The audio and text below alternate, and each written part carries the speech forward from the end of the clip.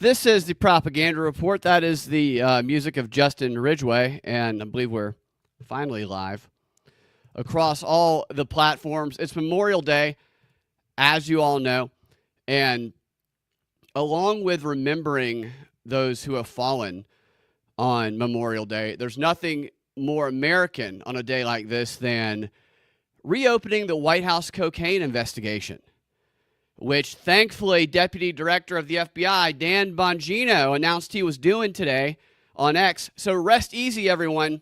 It's only a matter of time before Hunter Biden is exonerated, thanks to Code Bongino. What's up, guys, in the chat? It's good to see you all. We have a special guest today that I'm excited about. And as you guys know, I'm a bit ridiculous from time to time, but I'm ridiculous about asking critical questions, about logic and reason, about a measured analysis of the facts and pursuit of information not so easily made available, about challenging my own biases and seeking the truth despite what those may be. And joining us today on the show to offer his insights and analysis on the happenings of the world and the news today is perhaps the best at doing all of those things I just mentioned. And I'm very excited because I get excited when I see someone not allowing their emotions to take over when it comes to challenging the news and bringing a wealth of information and knowledge like our guest today does. Welcome to the show, the last American vagabond, Ryan Cristian. Ryan, welcome to the show. I'm honored to have you. I've followed your work for some time now, and you have so much knowledge, so much information. Most people who watch probably are familiar with you, but for those who aren't, just tell everybody about what you do.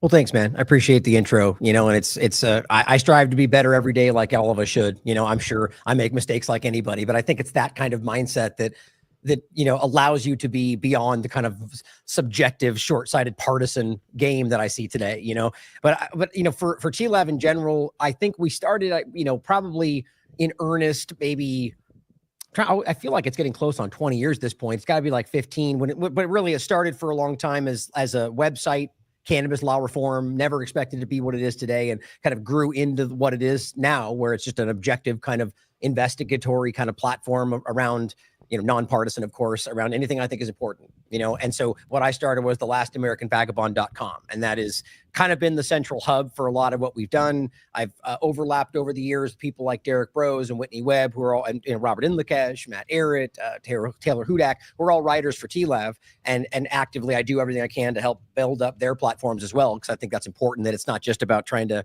it's one thing I noticed about a lot of people in this field is that it's all about, all or nothing for their growth, which I do think is important, maybe to my own detriment. I don't do that, where I want to, it's more for me always about what we're trying to achieve, exposing the important truth, or, reaching the people that need to see it for the outcome, like stopping a genocide, as opposed to me being seen for doing those things, and it's like it's kind of a confounding thing is, obviously, as you need to be recognized for the work you're doing in order to grow and get more influence and maybe more revenue to keep growing as you want to. But, so it's funny how doing the way I see it as the right thing kind of seems counterintuitive with, trying to grow your platform, but anyway, so that's what I am, the Last American Vagabond. And over the years, we grew into something that became just, covering anything I think is important. And now I do the daily wrap up, which is, and I've been doing that. That's when I meant in earnest. That's kind of when I feel the TLAV platform became what it is now, when I started doing like the, which really did kind of start as like an everyday wrap up of like, it was actually like 15 minutes, 20 minutes when I first started the show. And it just evolved into something where it's like, I have to talk about all this. And so now often it's not even every day, but it's just like an in-depth overview of what I'm seeing that day kind of a thing. And, and in recent times, we've been hit by lawsuits and all sorts of stuff, which has caused me to sort of pull back a little bit on the writing and like, Derek and Whitney and so on, but we're striving every day to get back to where we should be anyway. What kind of lawsuits? Copyright stuff, which I've been talking about on my show, which is just frivolous and insane. I'm happy to go into it all. There's so much information. It'll take forever to go over it all, but to give you the brief overview, and let me know if you'd like to go deeper on it, but I've written 4 lawsuits, all kind of over, I think 3-4 months, a period of time. I'm trying to think exactly how it was. I think 2 came within a first month. Then the third one came after I think about 6 months. And the last one was actually not that long ago, all after October 7th. just in case that, I do think that's relevant. And then all of them seem tailored, focused on either an Israel conversation or Epstein, which I found really interesting. Oh my gosh. All of them were supposedly separate. All of them were independent lawsuits, so it was, long story short, I do know now today without question that they were weaponized. This was an effort put through either by people funding these the lawyer, the different law firms to do this, or individually they randomly decided at the same time to come after me for some reason. Like, it didn't make any sense. Now, one actually went all the way to the point where we're gonna have to go to court. The other 3 of them have just been served, but they haven't gone any further. Now, long story short, we actually, in my opinion, won this last one. Now, I should say this again, there's so much information. The bottom line is they're accusing me of using their copyright, their images. Now, I do the best I can, and this is in its own right a conversation that needs to be had today, to use what I think is either Creative Commons, which is, allowable content for anybody to use. And in some cases where you cite where it's from, but many cases just it's open Creative Commons, like on, most things, independent media. And I search platforms for those, or I use what's called fair use, which means I can use with media app organizations, whether decided to be one by the corporate outlets or not. Anybody who wants to be a journalist can use relevant photographs, videos to make a point, about, let's say I'm talking about a bombing in some place. I can use a photo of that bombing, and that's under fair use act of 1987, I think. And so my point is I do everything I can to fall within that. Now, they accuse me of using their copyright. And so at first I'm going, well, that's not true. I take these off the fair use part of these websites. I know that. And so I just ignored it. Eventually it came back around where they were like, we're basically suing you for like $50,000 and blah, blah, blah, like insane stuff. And to where I finally went to my lawyer and was like, what, this is crazy. What should we do? And so we started engaging. And so they showed us, well, this is my copyright. That's my image.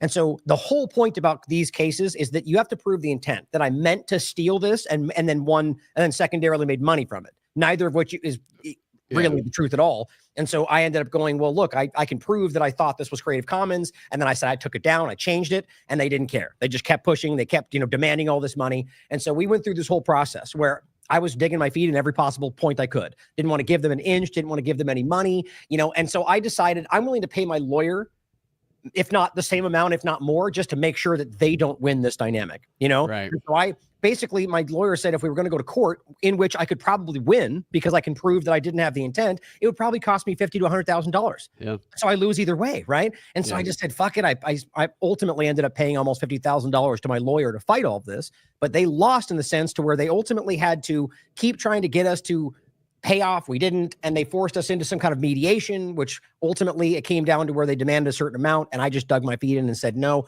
I'll give you $1,000. Is my final like basically pushback. They said, we'll take it if you pay for all the mediation. I said no. And they said, okay, fine, we'll take $1,000. And so why I think that's a win is my lawyer made it clear that they have probably put in, tens of thousands of dollars, if not way more than that, to fight this, and ended up getting $1,000. Yeah. And so after that, the other 3 just seem to have just vanished. And well, they probably, because they saw that you fight.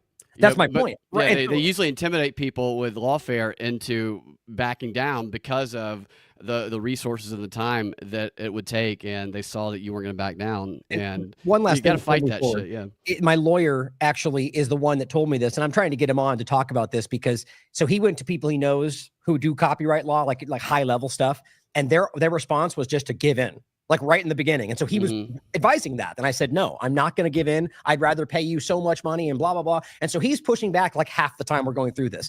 All the way toward the end of this, he's of the mind now that what we did probably set a new precedent for people in this position. And so I think that's really important. So other lawyers out there listening, you can show that this is like the path where people either paid off usually or fight it and ultimately get screwed in the end in court, and where we took a middle path and basically won in a sense. And so it's really important people out there to think that, really the message is just don't bend over. Don't take it. Like push back in every way you can, ignore them unless they have something that's really, like if they're seemingly trying to put you in prison kind of a thing. But I just think it's important that the message is we don't give up. They're going to come after you. And the last one they sent me was literally signed in Hebrew.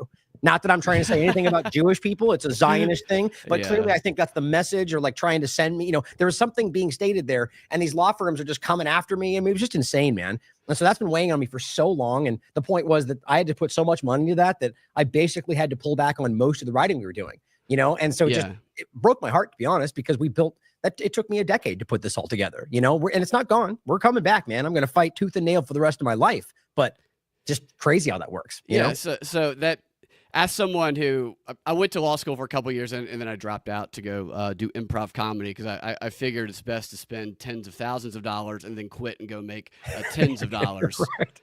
for the rest of my life. But I fight like every traffic ticket I get, or Oh, cool. anything that if I think it's I like unjust, that. if I did it, then I'll pay it. But if I think I'm being screwed, I'll fight every single one of them. And my sister is a lawyer also, so that helps. But you go in there and you see they send people out in the hallway. They send the prosecutor out there to try and kind of pressure the people who have an ignorance of the law into making deals, and they almost always do.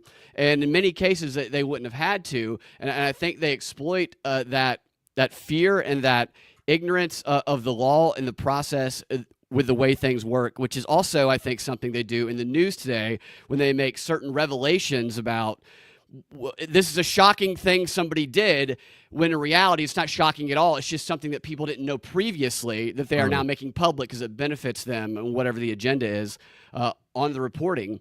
And so that's very interesting. So great job fighting that. I'm sure it was exhausting. Oh God, well, it's not over. I mean, that's kind of the specter of it all, is that I'm like, tomorrow the next shoe could drop. They could just decide to start a stick me with the next one. And, but the point is, like you said, my lawyer is absolutely convinced, for 100 reasons I can go into, that not only are all four of these from the same direction, that it was clearly weaponized to slow me down, to cost me money. But like you said, the message I just sent to all of them is, I'm willing to spend twice as much money to make sure you get screwed. Right. And so unless their interest is just making me spend money, which it may be, then, in a way, the question is, are the law firms willing to lose that? Or is somebody willing to spend that much money just to make me spend more? Maybe. And maybe it'll come to that, because they're still kind of hanging there. But I do feel like we won in that instance, and I'm going to take, pride from that either way, I would too. And you're obviously doing something right if they're coming after you like that. I think so. And to that point, just for my own selfish purposes, what is your research process and your process for gathering news? Oh, well, I mean, it's pretty broad. I mean, it's a lot of different things, and I do kind of I want to get into what you mentioned there. I feel like that was a segue to something, and I want to talk about what you were getting at there, because I think that's important for today, or even the cocaine thing. Totally. I wrote that down. I want to talk about it, but it's so broad for me. I mean, right now, I think the core aspects of it are, and the reason I say it's broad is because, I mean, I don't disregard anything.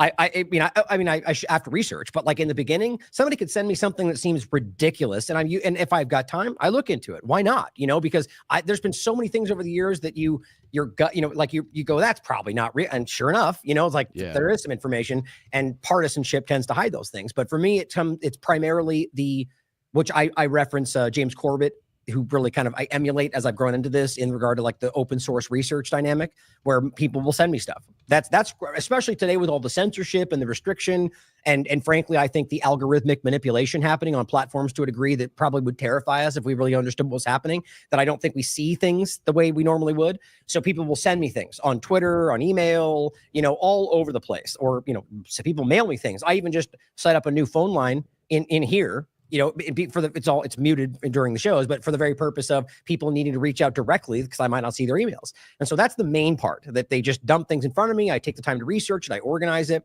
Then secondarily, I clearly, go to the different sites that I think do valuable research. I also still look at the corporate media. I look at the mainstream alternative media, something that I think is the hardest thing for most partisans to do, just because I think everybody could be wrong. Everybody could potentially be lying, especially partisan, especially corporate media, but that doesn't mean you should ignore it. There's very clear, as I think we've talked about on AM Wake Up the other day, like very clear efforts or information you can glean from these things, even when they're lying, like what's their agenda. Totally. The direction of things. Yeah. And exactly. So everybody gets things wrong. So there's people that lie on purpose, and there's people who make mistakes.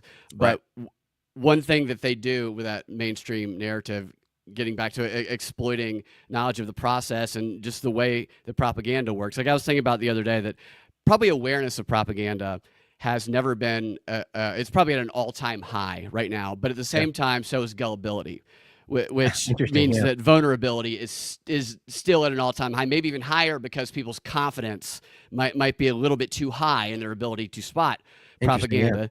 And then they can then use, it's a line from X-Files that Deep Throat says to Mulder, I think in the end of season 1, after he runs Mulder around about trying to find the UFOs, and he tells him the best way, Mr. Mulder, to hide a lie is in between two truths. And you get the trust through those truths, and you have people tribalized, and it can blind people to truths they don't want to see. And I think being able to do what you do, which it really is impressive. You're very passionate and emotional about, in my opinion, the right things, which is getting to the bottom of stuff, as opposed to taking one side or the other. Because I've watched a lot of your work, and you are not. I can't tell what way you ever leaned or would lean, because you're so passionate about revealing the truth.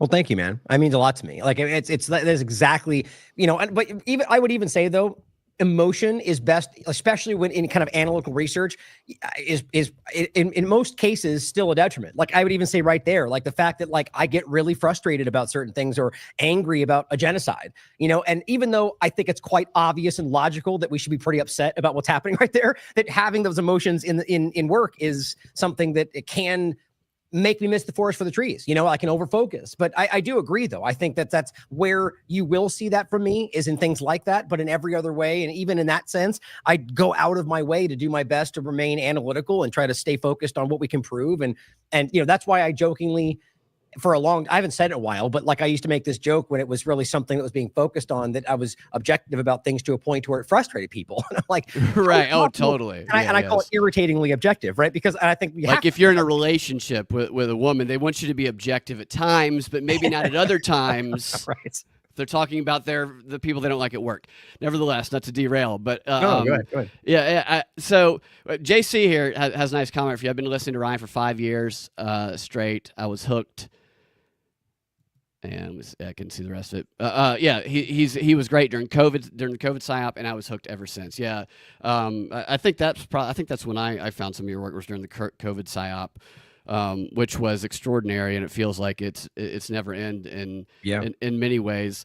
And going back to the cocaine thing that I mentioned at the top, jokingly, because it's so stupid. I know. I feel like that is more of this. Let's try and placate the most surface level. Thank you. Look over here while we go do stuff over there. What are your thoughts on that? I just think it's so. Look, it's not like it's unimportant. Like it's not meaningless, right? I mean, it's a crime. Like if that's what happened. Well, let's be clear. I mean, it's like pretending Zelensky, for example, is not like. There's so many examples that these people are the meme that we have about them. That doesn't mean that every time you think that you can prove that's what happened, right? So it's objectivity, right? And so exactly. Clearly, in this case, I mean, we obviously have so much evidence about what Hunter Biden is and what he's done, and how that obviously overlaps with Biden administration, the family. And that's not to say one side or the other are all effing corrupt as far as I'm concerned. But what's interesting is that, like you're saying, this is the point for me, is that yes, we should care about that. And yes, we should, if there's provable evidence, to hold them accountable. But the point is, partisans are inside the government are always protecting their own, even when it comes to both sides. But now that's what we focus on. right now. I keep seeing, it's endless how many examples I'm seeing. And I can't, I'm trying not to focus so much on just Jones, but I think he's such an obvious example, in my opinion, of how, whether he knows it or not, it's like this clear, like you're saying, like I call it a dangly cat toy, where you're looking over here and it's like, we'll hang, like, oh, right. For a second. We look away, it's like, that's what it is. And I'm like, so we see the conversation of like you're saying, the Hunter Biden cocaine stuff, or looking over here and going back to talking about 9/11 stuff and World Trade 7 billion, World Trade 7. And I'm like, it's new, like it's all new. Yes, in some cases, like it's brand new, but like Jones I saw his point. He's not saying it like this is new, but it's like, why all of us? It's not like there was a new development. There wasn't some new point that came out. They're just going, yeah, that thing again. And it's like, yes, okay, I agree with that. But weird that you just, and then of course it's because I think, my opinion, is there's 100 examples of the people that they support going in directions that they previously called out, that they just either because of personal hubris don't want to call it out, or because they're part of an agenda and they're going, look over there, so we don't focus on the technocratic, globalist, everything that they all like point out in other contexts, the globalists or it's just like, it's right in front of you, or the Great Reset rolling out in a Republican flavor right now, Right. But like you said about this, and there was one other point that I was seeing earlier, but we just keep seeing it, or like Dan Bongino and Kash Patel, and like they're just, or Pam Bondi, and how everything's focused on an Israel discussion or Zionism, or, what did Pam Bondi do? Like one of her first actions was to investigate October 7th. And it's like, Anyway, that's kind of a different direction. But I just think there's so many examples like that where it's not what we should be looking at. And when they come out and make a big statement, you just should go, why is that what they want to focus on? And last point is, I think why that's happening from the partisan side is because they want you to, what are the things that really get you going from a partisan perspective on the right? Biden, Democrats, pedophiles, immigration, and all these different things, which, all of those are important in many cases. And we should care about these things as it relates to all sides. But they lurch into it now because it's low-hanging fruit. They're going to go, screw the Democrats. Biden and the Hunter. And, a lot of people love that as like a reality TV show instead of looking at what we should be caring about. And that's about, exactly what it is a reality TV show. I was joking the other day about that. Back months ago, I would call it like the Real Housewives of geopolitics. And then Trump actually put a real housewife in his, as like on a board of one of the Jewish things. And that's which one? It was like some art museum, some Jewish art museum thing. I can't remember what it was, but it was one of these Real Housewives, and I started going through all like the four. I counted 4 people, and that was just off the top of my head that were former reality television stars. Like one of them was a real world person, and I was just like, well, they're all going to be living in traveling around the world in an RV. Kash Patel, Pam Bondi, they're going to be competing in challenges. You're gonna find out what happens when shit gets real. It just it gets all, and so like it's the best show on television. That's what it's designed to be. In modern reality, is we're all connected, and Trump is probably the best to be able to do something like that to keep people's attention. But it's all so back to the Bongino and Kash Patel thing. So he's announcing this thing about the cocaine today. After this whole disaster of Epstein didn't kill himself. We saw the file. How long did you look at those files, guys? You just glanced at them for a couple seconds. Show us the files. Maybe it's just now they're dangling this out here as though this is going to be the thing that finally brings Hunter down. Is this thing? It's that distraction from the foreign policy that you were talking about. I think back to this a book, Walter Lippmann. It's not public opinion. It's public opinion. Bernays' public relations. He wrote like 100 years ago, and in it he talks about how politicians have to keep people occupied domestically so that they don't let's let the adults deal with the foreign policy. And I feel like this is kind of a modern version of that kind of thing. I completely agree. And I think, the thing to ask is, okay, what's the impetus here? Why, like, aside from the obvious, right? Because it's a Democrat thing and we want you to look over there, right? That's what I think at least that's our opinion, right? So that aside, is there new information? Was there some kind of new data point that came up? Is there more evidence? Like, you have to, from an objective perspective, why would the FBI announce a new thing? Okay, I guess the point would be from their side, which I wouldn't even disagree with, is that the evidence that's already there is profound and probably proves this, right? So then the question becomes, are we going to see somebody actually put in jail? Because that's the point a lot of people are highlighting right now, is that what about the Epstein stuff? What about Gates and Fauci and the Social Security number thing? Or, you can go down the list from day one of this administration. There's 1,000 allegations of crimes, not of like abstract things, but we have a holdover from the DOJ, a holdover in the FBI, holdover. Okay, where are they? You said they committed crimes. Why aren't they in prison right now? Even ridiculous morons like Cat Turd out there with millions of followers are out there going, I don't know, guys, are we going to see any accountability? And I'm like, oh my God, if even he is out there, like, they must be falling away. It's just clear that everyone sees it. I can't stand the engagement farming, the disingenuous. Just a broad example of that is, do you see what I see? And it's just like, give me a break. This is obvious that you're just trying to engagement farm, and then other people will ask the stupidest question ever that if you know who the people are, you're like, that they're not being honest. They're just trying to bait people off of salaciousness. Some people have just learned how to work that algorithm, and they shamelessly do it. Right. And it's just the biggest grift ever because of the algorithm. It's profitable to play dumb and to pick fights. Yeah, that's how you make, or to show your tits. That's how you make money on X. A long, detailed post going through the nuances of things is not really eight views. It's funny though. I do see, like, for example, and I'm not going to even remotely say I agree with everything he breaks down. I haven't gone deep into his account either, but I've seen things. My point is that he's listed where I'm like, well, I don't agree with that. But there's an account, I think it's Free Prince, that does like these, it's like a 15 paragraph Twitter post, which you're right, is like rarely engaged with, but he seems to get, he's made this really great breakdown after, I think it was also Cat Turd or another partisan that literally was like, I have 100% faith in Cash and Bongino. And he was like, that is like the most dangerous thing to utter in politics, right? And I agree with him. That's a religion. Yeah. That's not politics, man. Totally. Faith in somebody, like that's wild to say about a human being, And so he did this really great breakdown that I ended up reading more than once. I'm like, it's really well done. And I just think it's, I do think there's ways around that. And I don't know why for some reason he breaks through, but I agree. I think the way this platform is built is that it's, it is, I mean, even from the original idea, the 240 character kind of thing, now they've added to where you can do it, but it gets cut off, right? And only blue checks like us can see it, but it's the same direction. They're incentivizing you away from deeper thought. They want you to be surface level. I mean, look at the Twitter files.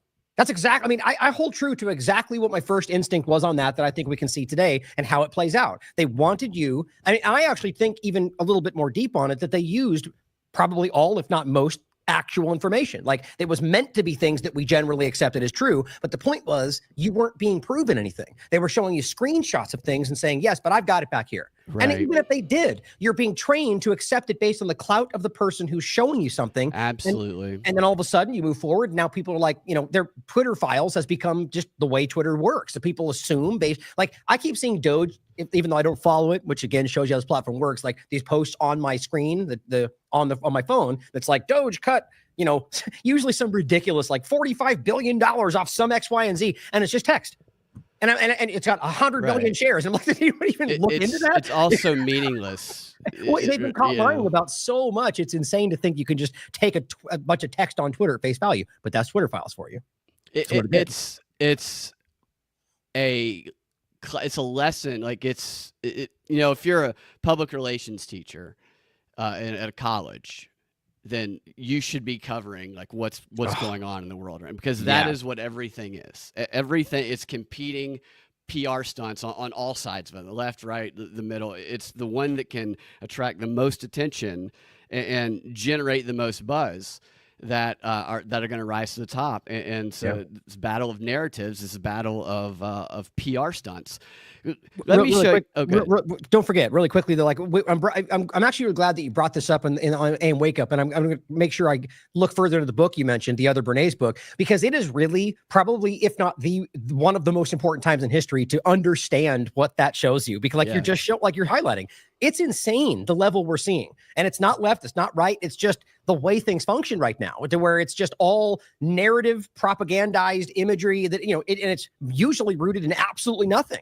And yet that people are debating things where you're like, neither side has any understanding of what's going on. And like, that's the effect. That's what we're talking about. They're moving you over here while over here, everything's going on, to make it as simple as possible. It's just very clear. So thank you for doing that. They're incentivizing people who might otherwise be earnest and have the honest goal in pursuit to become more like the grifters. Yeah. But to have to compete with them to get that attention, and that can pull them away from that truth you're talking about. And so you had, I want to get to what you want to talk about the technocratic control and censorship. And I want to show you, this might be a good lead into it. It's not directly related, but it is in a way, because by the way they're collecting data. I like to watch these stupid Sunday shows just because it's like they set the agenda for the propaganda of the week. Right. And with today being Memorial Day, I thought it was interesting that this is Meet the Press, that they were talking about this subject today on mental health, the mental health crisis. And they had the former Surgeon General on to talk about how, letting kids use social media right now is like letting them drive without a seatbelt and no speed limit and all the comparisons they make. And I don't disagree that there's a lot of problems with social media, but also I don't trust their, their agenda. And I think I kind of pinpointed something with it. This is Representative Patrick Kennedy, and he's talking about those who have not, because he's a recovering alcoholic. He's in AA, I think, and he's talking about those who have not received the positive psychology help. Which I thought it was interesting, but that's connected to that he's received and who needs to receive it and why. And he makes what I think to be an interesting admission. Is he referring to his therapy that he took? Is that what he's talking about? His own therapy? Yeah, he talked about his own therapy and how it helped him, and the whole thing is positive psychology based, which Mm. I told you guys on AM Wake Up that's that guy on the Epstein document, the only one who's never been publicly called out, who's the head of the UPenn Positive Psychology Center, which does the psychological resiliency training for the Army. And this guy's also done work with UPenn, which I'm convinced there's a modern version of MK Ultra going on over there, which I can't prove that directly, but well, I mean, look, I think the evidence shows, quite frankly, even that very program never actually stopped. I mean, I think that's very clear. And so the point is, it just evolved into literally social media or whatever we're dealing with, Totally. Go ahead. And so check out what this guy says, and we'll talk about it. About all those that don't get that. And I think to myself, what a shame that we don't make this essential in the development of our children. So it should just be in talking about positive psychology. Yeah. That's crazy. Yeah. The schools, just like any other class or... Well, Cristian, I got to rededicate the John F. Kennedy Special Warfare Center in Fort Bragg for the Green Berets. Do you know the Green Berets have more mental health for the Green Berets than any other branch of the service? And you might say, why do the Green Berets need it? They're the strongest fighters that we have. Because the military's figured out that they can't have our special forces go into the field and have any distracting thoughts, have any intrusive thoughts. They literally need to be able to manage those intrusive thoughts so that they don't lose focus on the mission. And that's what we need for all Americans. Okay, so that to me, I know you have a reaction to that. That to me is exactly what this training was. That this guy, Martin Seligman, the head of the UPenn Center, received $31 million to conduct what's called the U.S. Army Master Resilience Training. Psychological resilience is what that is. And part of that training, because I went and read through the whole training, which actually, when it first came out, was widely believed to be in violation of the Nuremberg Code, because it was an experiment. They very, very openly talked about it being the largest psychological experiment done on soldiers, and it was without consent because they were forced to do it. That's a violation. Nothing new, though.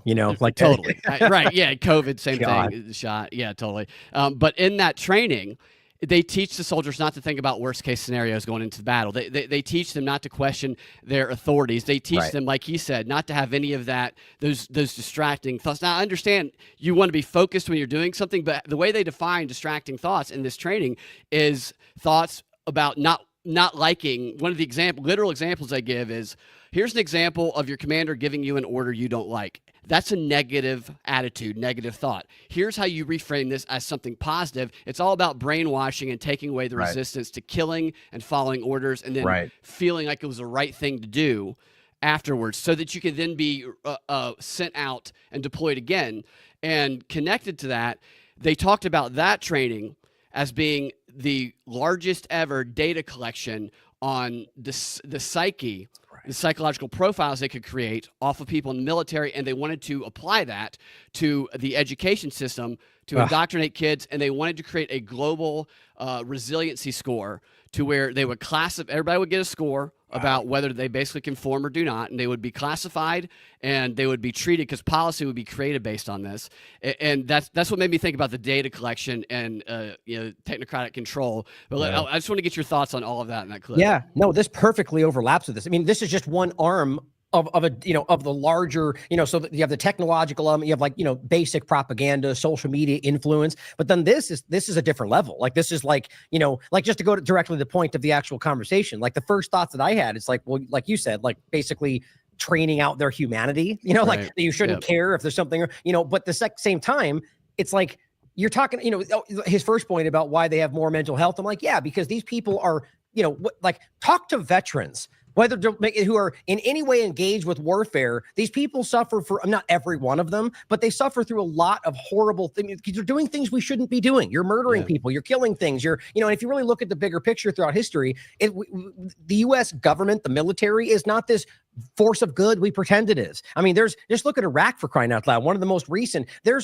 were people testifying in court in different tribunals where they were being ordered to rape by their commanders. And this is all on the record. You can look this stuff up. This is the U.S. military. And so that's an extreme case, right? But, the idea that you're acting like that's all for their, the betterment of, I think it's suppressing their human, emotion, their empathy, But so the overlap of that with the bigger picture is the idea that you want to instill this with children, so this is clearly a very dangerous direction we're going in every possible way. They're trying to cut off all, they're trying to create a circumstance where we are, I guess, like maybe mentally incapable of even bring what's the word I'm looking for? Like to resist, basically, but to like formalize some kind of a, understand, like from the child level down, like whether it's pharmaceuticals, propaganda, like everything they're dealing with, these kids, like we're the most propagandized population on the planet. I mean, I think that's easy to prove.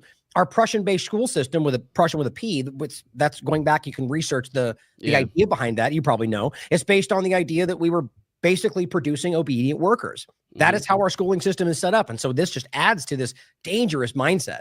But, go ahead if you had any more thoughts on it. Well, the elites, speaking of that, the elites are not put in the same school system where everybody is taught to follow orders. They are put in the school systems where they're taught to organize those who follow orders. That's one of the thought I had about that is the interesting thing of kids and social media. That's what I wrote down first is it's like, I think it's fascinating because I'd agree with you at just like a basic level. Both things can exist in the conversation at the same time, and you'll see why. But I think that kids shouldn't be on these things in a general sense.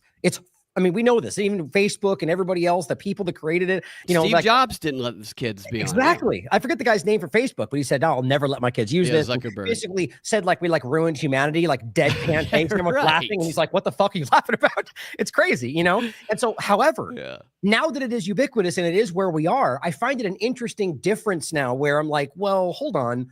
Now, I first just agree with that in general, but it's literally something that most people can't avoid. And now it's become sort of like DARPA, the internet, now internet being used to fight back. It's like kids today seem to be neat. Like if you don't allow them to have access to this stuff, they may very well be boxed out of information that might help them fight back. So it's a very conflicting thing for me where I'm like, well, I know how bad this is, but for example, the ADL and the leaked information they put out, Greenblatt, that came out, that it's not a partisan problem for Israel. It's a generational problem that they know these kids are going like, we don't buy your shit anymore. Like, sorry, I don't know if we can cuss, but we can see right through it, and so it's interesting that kids are like, maybe that's an effort to sort of box out the new generation from having access to it. And it's the internet has become with AI, I think we talked about this on AM Wake Up the other day a little bit, has become rather useless in many ways. Yeah, man. It's like the dead internet, it overlaps with the dead internet theory and like all the bots and everything. I mean, this conversation is almost too big to like, it's terrifying because I don't know how you prove half of this. And it's very much worth your time out there if you haven't thought about this and the idea that this stuff is all like, whether everything you're dealing with are bots and algorithmically controlled. And, it's like one big social engineering experiment. It kind of feels that way today. It's got to be. And the data they're collecting about it, just imagine, 100 years from now. But right, the dead internet theory as the AI gets better, but my screen's doing something. I was just talking about this in my show, the last show yesterday is, and I've been, obviously this has been a focal point for me for a while. I referenced Derek did a great article called the Palantir World Order, I think is what it's called. And, and this is for T-Lab, I just forget the exact title, but it's, going over just the Palantir side of it. But you can see this developing thing that's being built. And, like the White House just pulled something on like there was something that was stopping companies from selling our personal data. The White House just yanked that out of the way. It's like clearly all the stops being pulled out. And people are like, for example, back to our original point, people that would, I think the most likely to be up in arms, the constitutionalist conservative out there is being pointed over here to, Hunter Biden and cocaine, and instead of that very real thing, and that's how that works is there's the people. I honestly think why Donald Trump has been put in this position, like possibly last time, is because just like with the COVID-19 timeframe, it pacified who would have been the most resistant.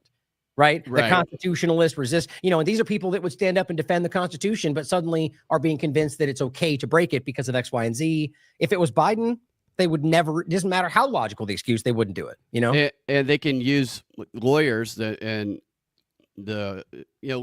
can speak in certain ways and find loopholes to exploit the knowledge of constitutional law and where it applies and how it applies. I mean, I took constitutional law in law school. It's not an easy class. There are a lot of nuances, and to apply that level of I think they intentionally try and overwhelm people. Oh yeah, with either legal speak or simplified speak, just so they can come back later and have plausible deniability about lying. I feel like a lot of what they do is just speak in a way where we can claim plausible deniability. Oh God, that's Trump. I mean, he actually, I give him credit for this because it's actually pretty tactful the way he does this.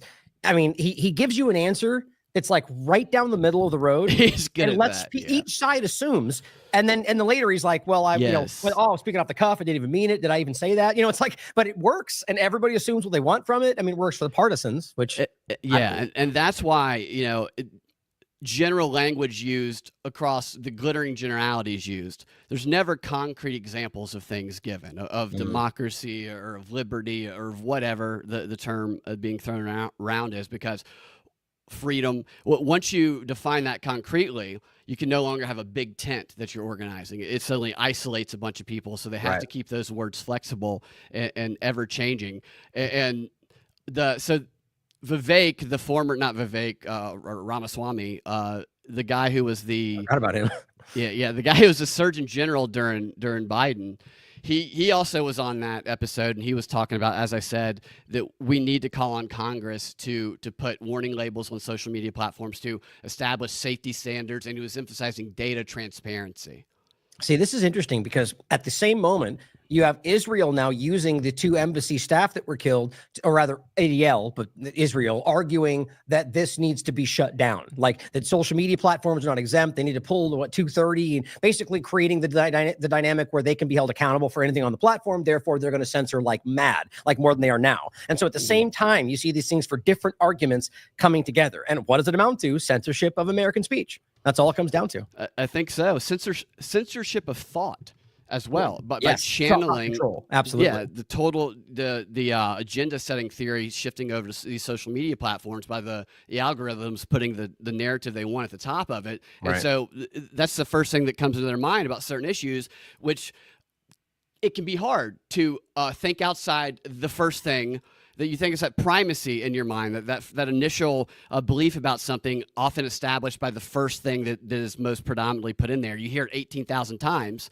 Right. It's hard to come outside of the left or right on some of these issues. That's one thing that drives me crazy. It used to make me, I make fun of it now, but like trying to like have a regular conversation with somebody about something on X, and if you just ask one question that is not in line with one side or the other, this side automatically assumes that you're like. So I've been talking about how Nancy Mace is a nightmare for a long time, and when I first started doing it, because not everybody realized that at first, I would get all these people telling me I'm some far left progressive, and I'm like, you obviously haven't really followed my feed if you think that. I'm just telling you, she's using her tits to control you, is all I'm trying to tell you.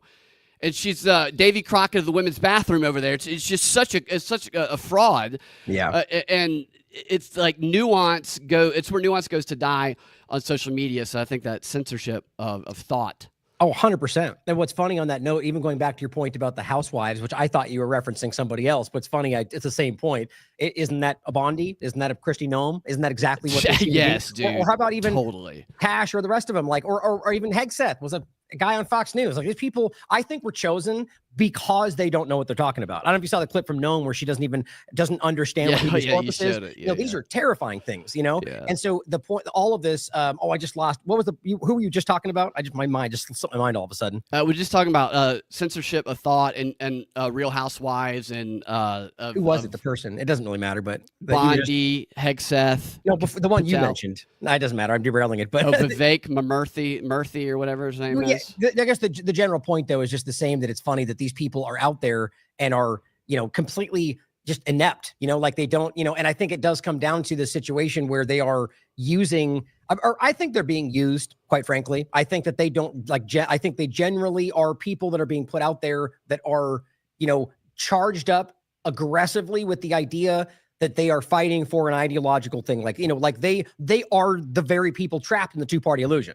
Yeah. That's why they're put there, in my opinion. They don't even realize that they're like, in her mind, everything I'm doing is right because the Democrats are bad. It doesn't even matter. And they don't even know what they're talking about. And it's really alarming in every conversation we're seeing it. If it's not a left-right thing. You can look at Biden being a senile, completely, a weekend at Bernie's dynamic. It's the same real point. We're just escalating now.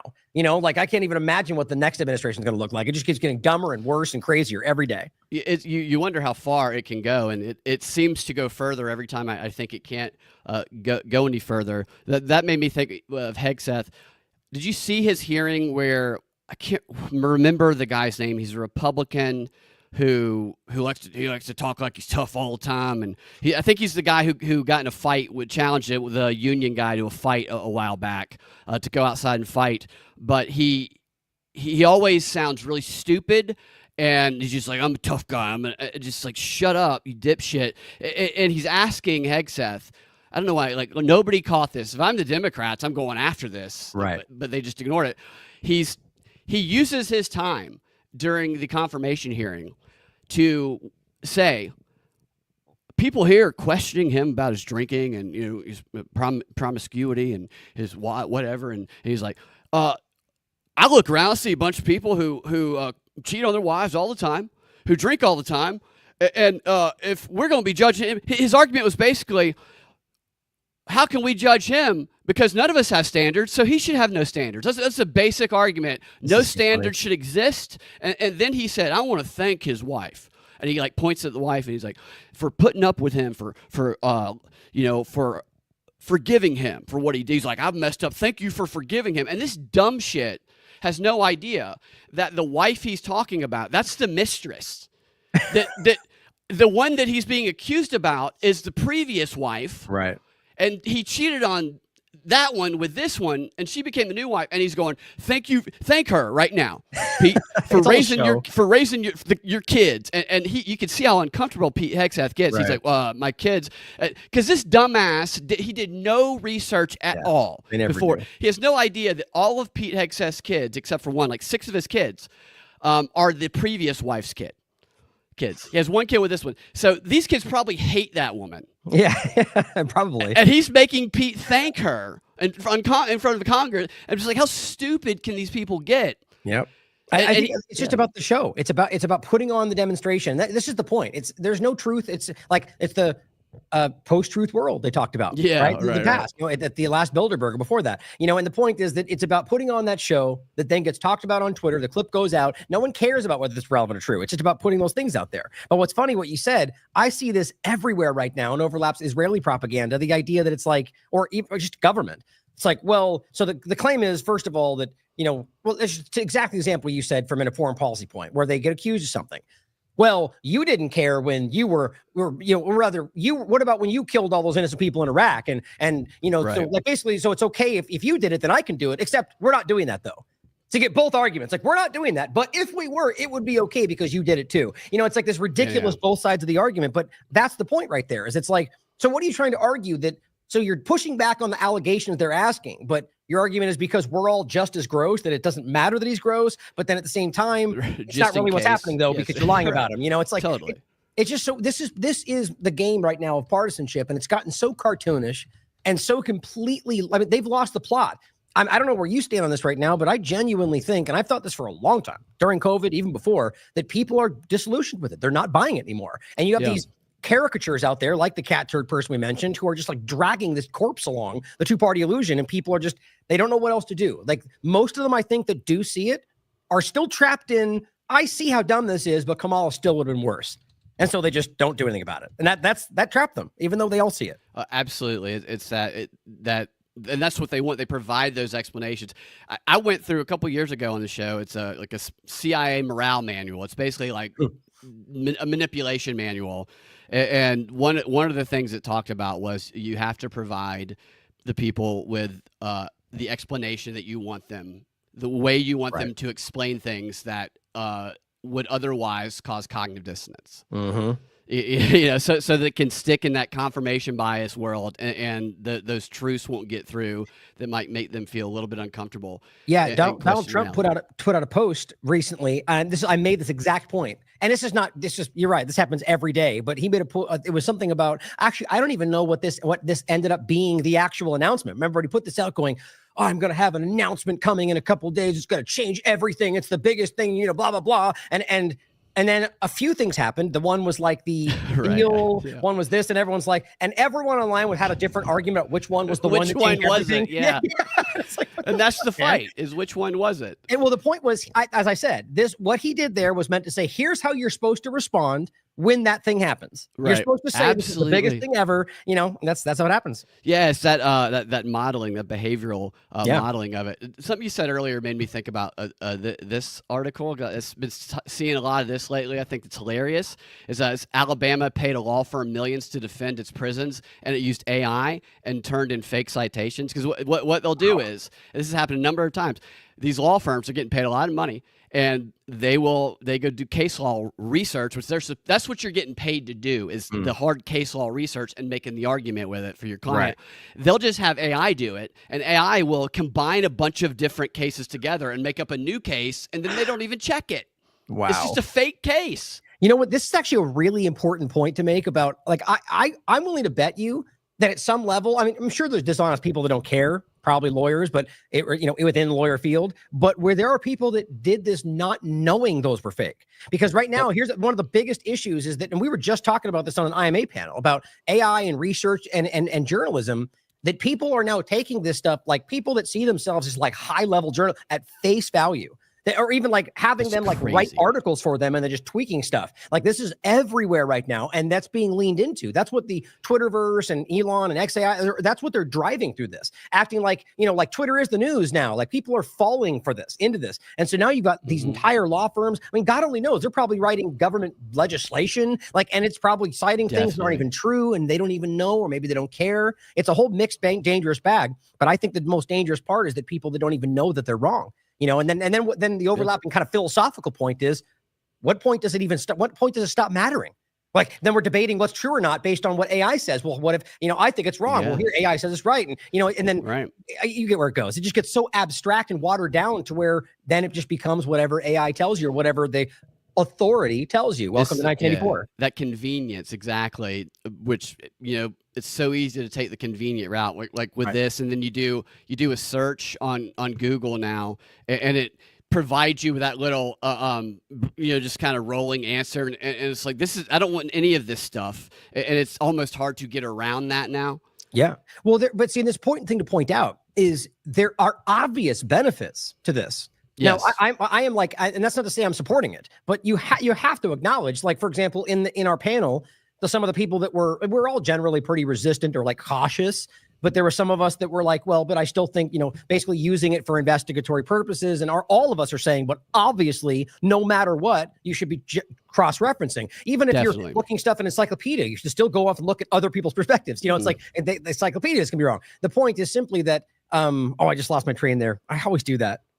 No, yeah, talking about the AI. So there are benefits of it. You just have to be conscious that it's going to lie to you. Well, just that we all agree that we should be, cautious. Yeah. But the point is that there's clearly, that overall the AI direction can give you like, let's say you can't find something and you just go, what were the date ranges for these different things? Yep. And then it gives you those, and it always gives you the citations, what it's talking about. So then you can find those, you can research. Not that you should have taken that at face value either, but the point to say that clearly there are benefits here. I personally use it lately, which I'm honestly mad at myself for even allowing that. I'm starting to try to not do it anymore. But from so you got Elon out there lying about what's going on in Africa, any number of things. And then you go, sound like a retard in the process. Is he wrong? And Grok's like, yes, he's lying. Yes, he's wrong.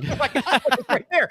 And I find that to be humorous, but also, you show other people on the platform that think Grok is on their side, and you're like, well, he's lying. Or I don't know if you saw this, but he got caught altering around South Africa, where XAI for a day was being forced to answer every question, or rather, I think through a glitch. They were like, what's the baseball score? And they're like, South Africa's have a genocide. And so people were like, why are you doing that? And the AI responded. Wait, what? You didn't see that? No. So basically people were asking random questions of Grok, and it was like, yes, there's a genocide in South Africa. And they're like, what? And so the point was that I can't even bring up the article if people didn't see it. That's people were like, why are you doing this, Grok?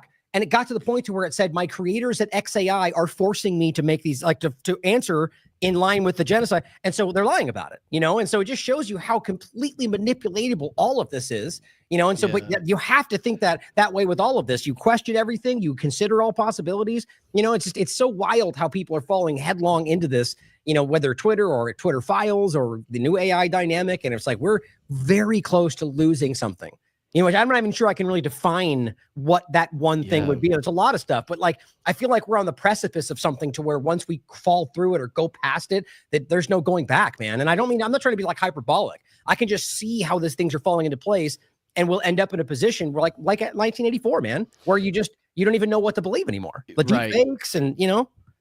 And it's that discoverability on Google, which enabled people to critically think and question things to find alternative information, which Google used to be useful for in certain ways. You know, people probably aren't going to start going back to the library and doing research. I find newspaper archives to be very helpful to research. Most people don't, but by providing those answers that are so simple and so easy that people can quickly be told something, then they will slowly erode their ability to search beyond that. Right. And we're all going to be, And I'll reiterate, like, I can't, like, you know, it's important to be this kind of, you know, be self-aware and critical of yourself. Like I write myself, I'm like, damn it, you know, like I see an opportunity. I'm like, I really want to do this because I want to highlight that, one, it's wrong. And again, I've proven that it's wrong with my own research. And the Grok part of it is to sort of show them that that's how that works. And even Grok is saying it, but I see that broaddening out for myself, where I'm like, I'm using it more. I'm like, no, stop. Me too, like, totally, dude. Can't let that happen. And to be clear, I'm not going to fall into that. Like,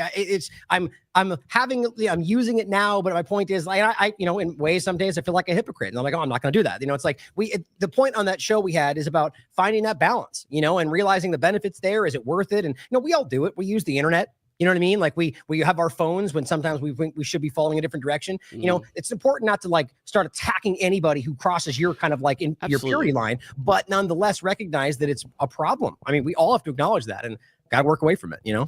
Well, 100%. And for me, and then I want to play you a clip if you have time. Oh yeah. Plenty of time. Go ahead. And it's hard to do because confirmation bias is so, it feels so good. To feel like your previous belief is correct, and cognitive dissonance is very uncomfortable. Literally creates pain in the brain, like Aristotle said, because you're learning something new and a new node is being created, and you have to reinforce that node to make it unconscious. Which there's a book called Thinking Fast and Slow, which is recommended to CIA agents, which talks about the development of the system 1 and 2 processes. Which I recommend reading it or listening to it because it's a very fascinating book. But for me, is like, if I like somebody too much who is a politician, then I know that is who is sent to propagandize me. Not the person that I feel disgust towards immediately, because that's not. I'm always going to be critical of that. It's the one who I think is great, who I think is funny, that I'm more likely to let my critical guard down, and therefore I should be more critical of those that I identify with who are put as my political leaders than those who I dismiss and find it so easy to go after.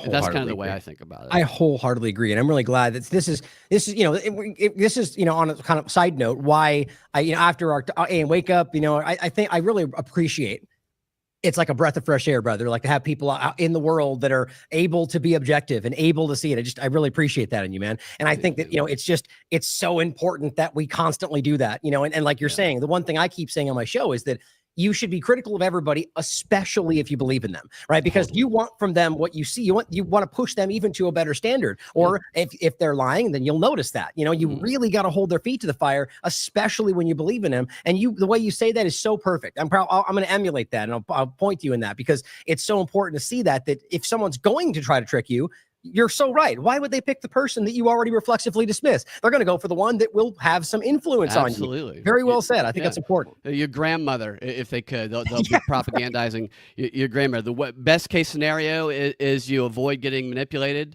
Worst case scenario is you help them, as you said, prove their argument and make it more thorough. Right. And so with that, somebody who I thought was always a good critical thinker, since we mentioned COVID earlier, but I think it'd be fun to go out on a little bit of a lighter note. Did you ever see Norm Macdonald's stand-up during COVID? I think I saw one during COVID. I think that I remember that, but I've seen him stand up in general before that. Let's play a little bit, because he talks about it's a great set that he did. We don't have to watch the whole thing, but he's mocking a lot of. This is very early in COVID that this was posted. This is September 14th, 2021. Oh, it's right there. I got it. Yeah, perfect. Yeah. So they got the time. Yeah, let's listen to some of this. I was going to talk about the coronavirus. Oh, like, But on the the way response is here, so I funny. got really ill. But I think it was because I ate a cherry pie. Like, I got a cherry pie from Bristol Farms, and then I ate it, and then the car was going weird, and I was like, oh. And then he turned on the radio, Jeremy, and then all the fucking news was like, the guy was like, well, there's been so far 11 cases, 50, 200. I don't feel good. You know, you're like, oh. This is not good. I feel like I'm in a fucking middle of a Stephen King novel or something. What is this?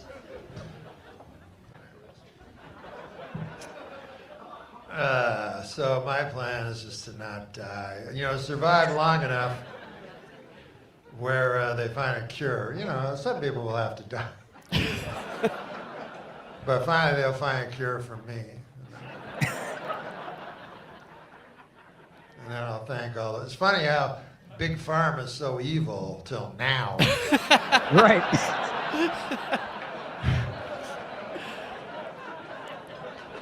Such hypocrites everywhere. It's like, what's it, $200 a pill? Yeah, that's good. That's fine. I'll take. Give me all you got.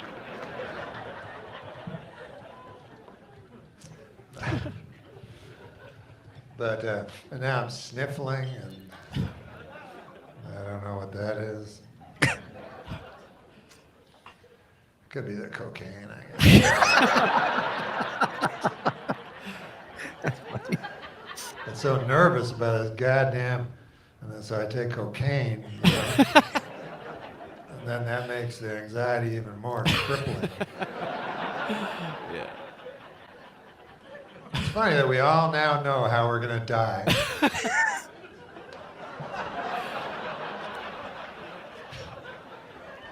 It's just a matter of what order at this point.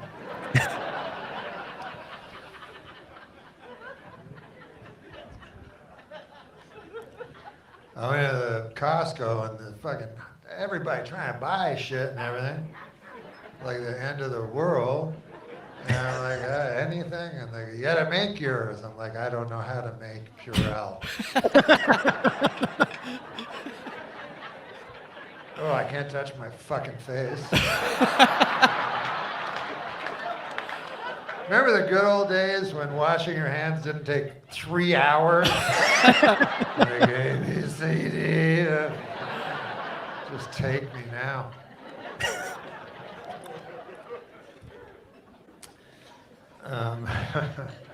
So the mind never wanders too far from, you know, like I'll be talking about all kinds of horse shit up here tonight, but every moment I'll be thinking of this disease. That's the Just to let you know. Yeah. So that's a good set. If you guys want to check out the whole thing, He's funny. It's too bad that he's like I'd forgotten that he actually passed. When did he die? I think he died in 2021. Well, no, Really? 2022 maybe. Maybe it was. The timing is so September 2021. That, you know, that's like fever pitch. You know, like that's like it really, like from there into 2022 was like the you know. So it's just interesting, like to see the responses of people. You know, you could tell they were like unsure what they were allowed to laugh at. Right. It's just so strange, man. Like I remember when like Jim Brewer came out with his one. I thought it's just, or like Dave Chappelle, like there were some of the few that were like, you know, and it was so well done because it was so like nobody was willing to do that. Just to come out and be like, you're all fucking stupid. Like you're all ridiculous. That's why Jim Brewer's was so funny, because he had that like, what was it? Like a seagull sound he did, or he made that like, he made him like a bird. Because that's how you feel. Like if anyone's even remotely paying attention, like these people are ridiculous right now. And I know I told you guys some of this on AM Wake Up, but seeing firsthand just the illogic of some of the things with my mom, who had to, she was been in therapy for years, had to go to the doctor every single day, even through COVID, had to be at hospitals 4 or 5 days a week. And, you know, they do the temperature check. You have to, you know, they got to make sure you don't have COVID. I guess they kill you if you go too high, but they didn't know how to check my mom because my mom's in a wheelchair and people don't always know how to handle people in wheelchairs. So they just stand like 5 feet apart with a little thing, little gun, and be like, 72, you can come in. And I'm like, it seems a little low. Maybe we should get a little closer and doing that. Blind adherence. As long as it's not the high one, we're good. It's crazy. Exactly. It could be like 30 and you come in, and in the bathroom, Emory one time, they had just randomly, they didn't have them the day before. They had put up all these new signs about washing your hands and your booster and whatnot in the bathroom. You go in the bathroom, you see a sign. It's like, wash your hands, wash your hands. And the other side on the mirror, both of these are, you see 6 feet apart, 6 feet apart. And then right in the middle, you see the soap dispenser. And on the soap dispenser, it says out of order. And it's like, well, I don't know what to do. What do I do? I'm going to die in here. That's so funny. It's just so much. I mean, when the worst part of this was when you started to see like those weird, dumb, clear things come up at like the most illogical places, the masks that open, like these things make literally no sense. Like it's ridiculous. Now we can look back and people are kind of like, well, we were all just scared. It's like, no, that's dumb. That's stupid. There's no logical it was just propaganda. People started making business models around how they could have a mask open. It's just like, oh my God, or like full body head cover mask stuff. Like it was just people lost their minds. Yeah, the branded mask too took off. God. And then the point was that people were making their own like crochet. Well, as long as you comply, they were good with it. I'm serious. They were like, or they had like, but the point was, if you understand these masks from before, there was no consistency. There's no like metric they had to meet. Every one of them were made by different companies. They were all there other than like I think like the 3M level, like the N95s and above, like those are the ones that are actually measured to a certain level and there's a standard. And most of those have to be fitted to your face. I mean, I went through this. I mean, I was dying on that hill in 2020. I was screaming about how they were lying about the mask. Of course, people like us in this field never get acknowledged for being so far ahead of a story, but the point is it was transparent, man. But the point is today, it's all still happening. I mean, I wouldn't be surprised if masks actually came back and in some way there was an argument to the Republican side that argued why it should happen. But right now, they're sprinting in the direction of mRNA shots. Dr. Mary Bowden just put a post out the other day showing you, it was, I think, through Grok information, but you can look it up on Wikipedia anywhere, really, just the breakdown of the shots they're working on from Moderna and Pfizer. They've got like hundreds of mRNA shots in the pipeline right now. Trump's administration just fast-tracked the self-amplifying bird flu shot. They're promoting MMR shots. They got the Stargate mRNA platform direction for $500 billion. I mean, now they're not pushing back on seed oils. They pulled back the ban on the PFAS. I mean, everything. They allowed CRISPR pig meat in people's diets now. I mean, it's like, what haven't we, every direction is going away from what they promised. And again, that's not partisan. It's, in my mind, just as bad as the one before. It's just an escalate, as I think Corbett put it. The administrations are stepping stones. They just keep they're stepping on what they did there. They hand the baton off, and it just keeps going, man. It's just, my point is, right now, we're not being saved by these people. They're progressing. This is the Great Reset. It's the Build Back Better, everything they're framing. I just saw Republicans online making the argument that we have to, suspend habeas corpus to save it, or to, we have to destroy everything and rebuild it in the right way. I'm like, isn't that Build Back Better? You complete moron. Build Back Better. That's exactly Build Back Better. That's hilarious. Ryan, it's been a pleasure to talk to you. Thank you for coming on to the show. Tell everybody where they can find you again. Yeah, just thelastamericanvagabond.com is the central place. As I say often, don't let these platforms, even the ones we believe in, be the conduit between you and our information. Go to the website, subscribe, follow directly, and check out our other platforms. Check out the Independent Media Alliance and the different people involved in that. We're just about to roll out with this new portal that Odyssey's building on like the decentralized net, which is going to be really cool. There's just a lot coming your way. So thanks for having me on, brother. I really, really enjoyed this. We should do it again. Yeah, totally, man. I enjoyed it as well. And you guys can check out my website at propagandafight.com, at Freedom Act Radio on Twitter, where all my links are in bio, including how you can subscribe to the premium content that I do with, I hate using that word, it sounds so gay, but subscriber-only content that I do with Sam Tripoli and Austin Picard called Whatever This Is. It's been a lot of fun doing that weekly show, so if you guys want to get access to that, you can find those, as I said, links in bio. And we'll do it again. Thanks for all the activity in the chat, and we'll talk to you guys next time. Have a fantastic rest of your day. And...